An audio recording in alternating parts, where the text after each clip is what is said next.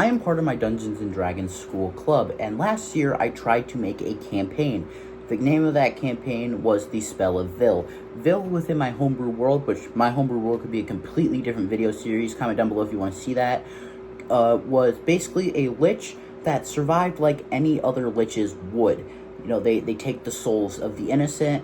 That campaign was for a lot of beginners because it was a school club, so I just wanted to make it extremely simple. However, that campaign failed because that, which I kind of knew was going to happen, because some of the people I was playing with just straight up told me, hey man, once the grade check happens, I'm not going to be able to continue to play. So I knew that this was happening in advance, so I decided to pretty much scrap that campaign and then just have the last two levels basically, or not last two levels, last two sessions basically be go fight these bad guys. But now, because I'm doing that club again, I'm going to redo that campaign. Because I have about a month to prepare for this campaign, I'm just starting now. I already have a lot of world building for both my initial campaign and from just my homebrew world that I've been building over time anyways, so I don't think that that's going to be a big problem whenever it comes to world building. I already know what cities they're most likely to visit. I already know which countries they're most likely to visit. I already know what the main plot is going to be. It's going to be getting their souls back. Now, before you go down and type in the comments saying, oh, but Derek, what if the same people who played with you last year are playing with you again this year? Won't they kind of get bored that you're repeating the same campaign? Well, number one, I doubt that will happen because the club is so big, one of the bigger clubs within my school, that I don't think I'll be listed with the same people. New version of the story. For example, I'm currently in the market of job searching, so hopefully this campaign will be higher budget than the last time. I'm probably going to buy more miniatures and paint those miniatures, along with probably buying nicer materials like an actual battle mat. The second change I'm going to be doing is I'm going to be putting a disease in this new version of the campaign. For y'all who saw the genres section here when I showed it earlier, it is survival fantasy. There is going to be a level of survival to this campaign. I've already decided that. That way I'm able to implement my own homebrew rules. I've already stated before that I believe that some casters and some classes have too high hit dice. However, I also plan on having my characters and my players keep track of their food and water rations. My rules typically has been you have to eat a ration if you are traveling a long distance. That way, you know, the party can't just fast travel all the time. But now I'm seriously thinking about making it so every time you take a long rest, you have to consume a ration. Every time you take a short rest, you have to consume a ration.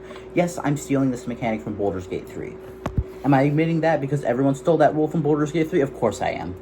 I feel like the biggest problem with that campaign is because so many people were brand new to TTRPGs, and this D&D club was the first time that they were ever playing a tabletop role-playing game. I felt like I had to introduce them slowly. But now, since I plan on playing with more veteran players, I'm going to be able to kind of smooth past some of those issues. I'm going to be able to bring in more complex topics. At the beginning of the school year of that club, the DMs get to pick who they play, who their players are. We basically did dodgeball style, where the people line up against, well, I guess it's more like jury duty style now that I'm thinking about it. The players would line up against the wall, and then the DMs going from seniors to lower grades, seniors to ninth graders. Honestly, I thought that was a really good system, and I'm thinking that my one question for this year is going to be, who wants to play in a game where it is already recognized and already pre-assumed that you have been and have played in multiple Dungeons and Dragons campaigns before? Or to simple it down, I'll probably just ask them, hey, who knows how to fill out a character sheet without any assistance? Because I feel like once you know how to fill out a character sheet, not using D&D Beyond, on pencil and paper, once you figure out how to fill out a character sheet, you pretty much know how to play D&D. The only thing left to do is roll one of these, and then look at the modifiers and look at your sheet, and then tell the DM. So I'm going to write up a campaign one-pager / like little story overview, and then I'm going to read that out to you. I'm not going to film myself writing because I'm dyslexic and have to use speech to text and then copy that down onto the page. So the opening, I haven't written it down all yet, but the opening 4 sentences says, The cult of the Shadow Lord, known as Vil, a protosage of the Vulture and a powerful lich, has returned.